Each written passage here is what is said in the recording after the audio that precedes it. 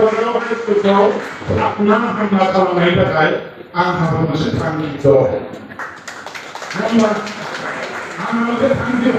आंनि हिसाबै दिनै बे थांखिखौ बे हाबाफारिखौ बाहाय लादों नङाबा आङो बदलगावखौ लांनो नामा होननानै सानदों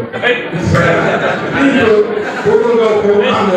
सुबिदा खालामनो खैना माबानो सुबिदा सुबिदाखौ बुंनाया बदलगाव खालामनो फैयो दा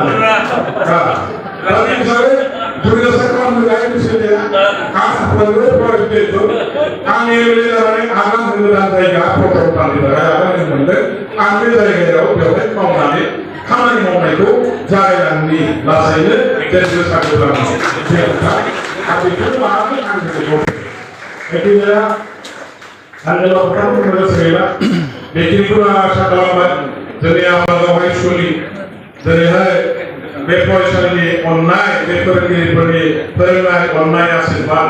नोंथांमोननि बयनिबो सहाय सहयोगितायावनो जों दिनै समाजनि खामानि मावनो खाबु मोनबाय था आंबो जोंबो जयैनो जायफोर दंबाय नोंथांमोननि गथ' गथाय फिसा फिसौफ्रा जाहाथे बे फरायसालियाव हाबनानै मोजां साफा बिराद गोरों गोरा आखा फाखा जानानै दस्रा गिदिर गोलाव साख्रि बाख्रि मावहैनो हानाय न'खर संसार समाज देशखौ खांनो हानाय जाहाथे जाहैयो बेनि थाखाय सरकारनि बिथिंनिफ्राय जे हेफाजाब खालामनांगौ आंनि बिथिंनिफ्राय पार्सनेलि जे हेफाजाब खालामनांगौ आं बेखौ आं थासान्दियाव आं खालामलांबाय थागोन आं बेखिनिखौ खोथा होबाय आरो बेलावफोरा लोगोसेनो आफागाव हाइ स्कुलाव दिनैहाय जे सम्प्रिति भजन जादों सम्प्रिति भजन जों ज' बयबो बिमा बिफा बिदा फंबाय आइ आफा फरायसा फोरोंगिरि अफिसार जों जयैनो दा ओंखाम जागोन आंबो जागोन जोंनि फिसाफ्रा जादों आरो बेनि दिनैनि जानायनि खायद जे ना बेदर मा दं बेखौ आङो सरकारनि नीति बायदियैहाय जोंनि माबाफ्रानो दान होनांगौ होननायखाय आङो मैया फैग्रोनानै एडभान्स नोंनो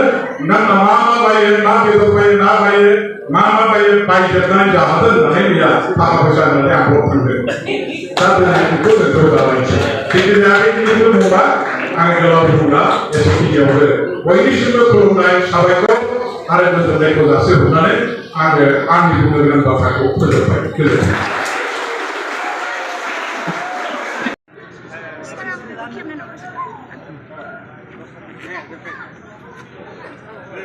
Yeah.